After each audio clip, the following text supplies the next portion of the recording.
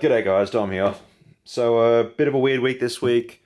I was planning on doing a bunch of friction folders for the other guys over at EDC Supply, but I still haven't got my parts back, which is always brilliant when a water jet company takes, what, like 2 months longer than they should have?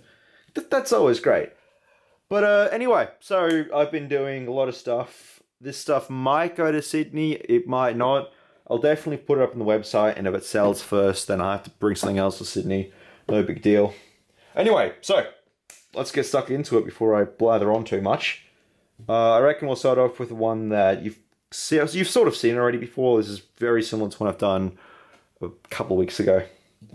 So this is a micro. These are all micros, by the way, but this is a micro grunt, and this one's again with the Camo G10 that's been rendered, because I just fell in love with that little plywood look to it. And this one's actually got a hollow grind, which makes it a little different from the last one. And the ones in the past were all flat grind. And the problem with that is because I've got such a small little blade here, there's not a lot of room for me to establish a really shallow bevel. So it led me to have a really steep, thick edge that I really didn't want on these knives, because they don't need to be like that strong, and a thick edge like that just slows down your cutting performance. So now, wow, fuck. The ghosts are coming out. Shit, it's getting, I don't know, the joys of living where I do, where you have sometimes inconsistent power, sometimes. So, we have a nice hollow grind, and the thing that I really like about the hollow grinds is that sort of a glint you have in the light, so you can kind of see it now when you kind of tilt it. It catches the light just that way, which I'm a huge fan of. I've really been doing it a lot for my hollow grinds. You can sort of hand finish hollow grinds with sandpaper and that sort of stuff, but it doesn't have that sort of same reflective effect that you can have here. And I just love that effect where you have that, just a light glint and you can see the hollow. It's one of my favorite things to do in knife making right now. But besides that, same as the other one, it's got the brushed hardware, two-tone blade, chisel grind, nice and small. So yeah, I pretty much did a video on this a few weeks ago, so I'll keep it brief on this one. Next up, we have one that it's actually sold already, but I actually have to make another one of these. So, similar kind of deal, another micro grunt, and again with that two-tone blade. And this one here's got black G10 for the handles. And I tried a little different pattern on there. It's sort of like a really thin, skinny Anzo pattern, which sort of almost goes into just straight lines because they're really close together.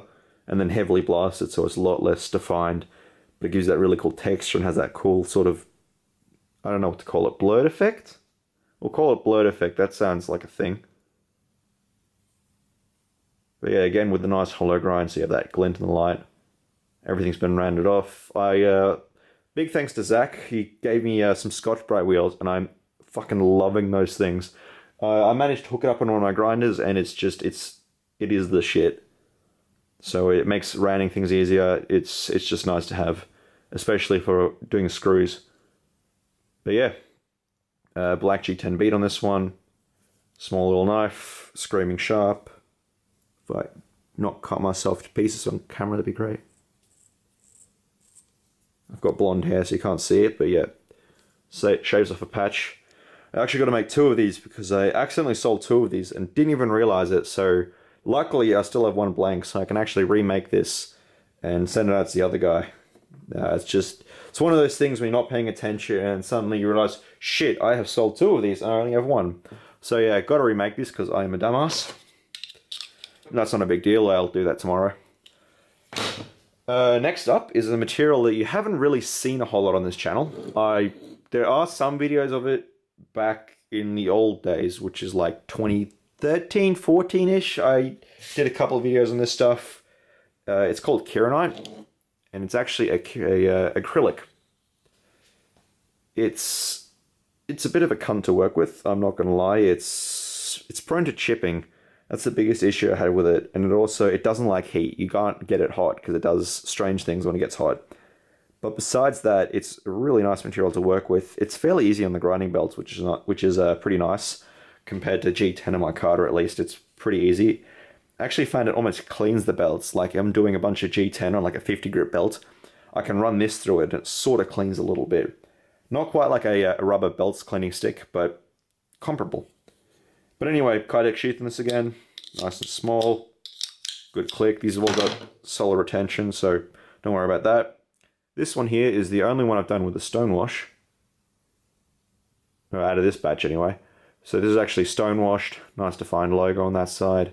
Again with that two-tone belt finish satin.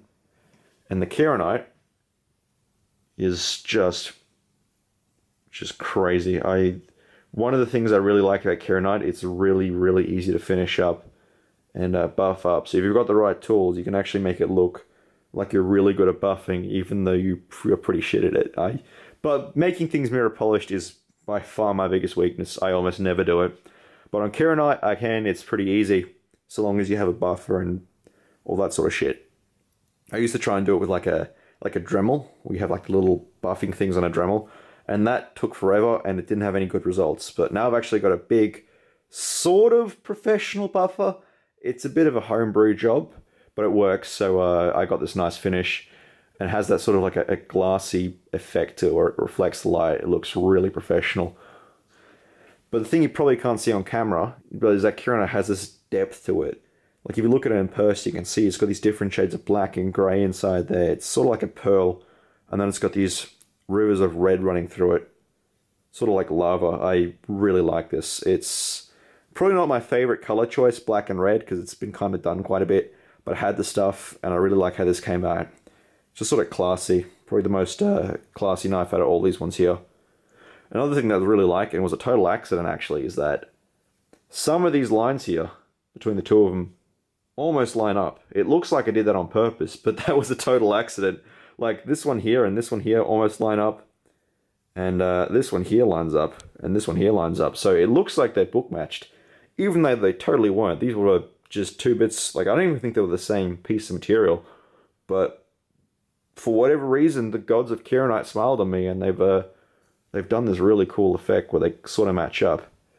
Like, to really do this properly, you have to have like a really thick slab of Kiranite, and you have to rip it in half on a bandsaw and then sand it flat, and then match them up perfectly.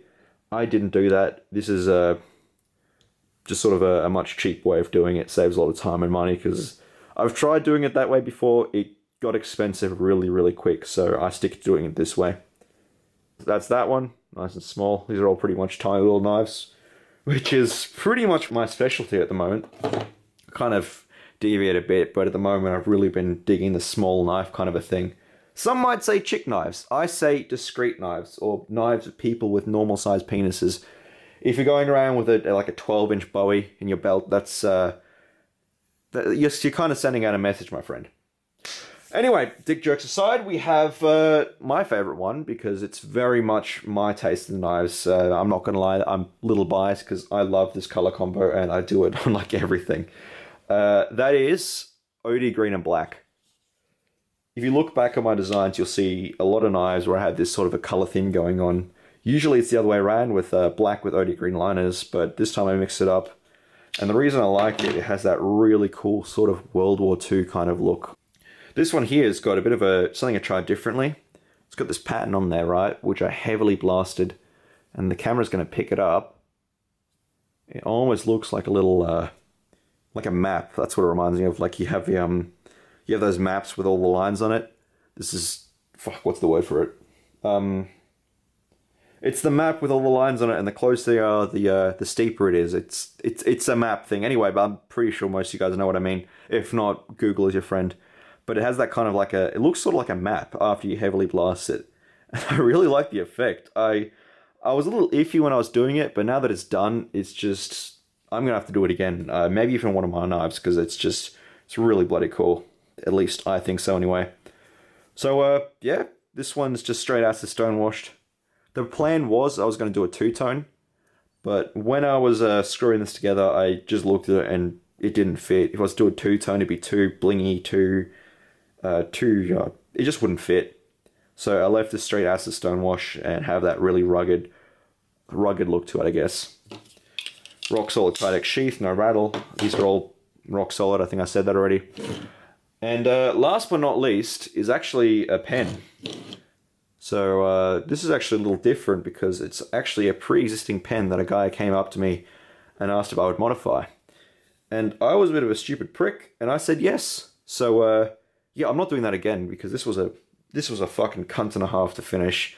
It went back and forth between me and Shane multiple times, and I'm pretty sure we're both a little sick of it.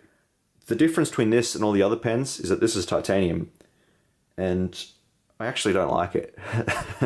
I like the colors of it, but I don't like how lightweight it is. This weighs almost nothing, and it almost feels cheap, which is the whole reason I did stainless in the first place.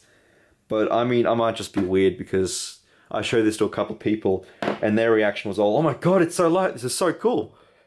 But again, I like heavy shit. It feels expensive, but yeah. So titanium pen. I may do more of these. I got to talk about it with Shane. They'll be very expensive. I know the pens I make now aren't cheap, but if I'm going to make a few out of titanium, they're going to be expensive. Because I know on my end, they're going to cost a lot more to make, a lot more in abrasive, a lot more time. Machining these on Shane's end of it's not going to be cheap if he has to do them out of titanium. So if you guys reckon there might be a bit of interest in titanium versions of these, let me know. I might consider it. If there's a demand, I won't do it. It's just sort of a thing I'm playing around with. But anyway, so one of the cool things I got about the titanium pen, which is, I'm not going to lie, it was a total accident, I didn't plan for this, is that on the inside, it has this sort of flamed effect. I did not mean for that to happen, it just kind of did, and I love that fade. It's sort of like a little secret inside the knife, as gay as that sounds. But you have that sort of a fade in. The lighting in here is awful, but you can see it has this really bright color where it got really hot, and it fades out as it comes to the thread where there was a bit more mass there to act as a heat sink. But yeah. So that's going to head out probably Monday. I don't think I'm going to the post office tomorrow because I actually got to get shit done tomorrow because I am behind like crazy. Anyway, so thanks for watching the video, guys. I'll get a few of these up on the website probably tomorrow when I have good lighting to take photos and stuff. But anyway, so yeah, thanks for watching the video, guys, and I'll see you on the next one.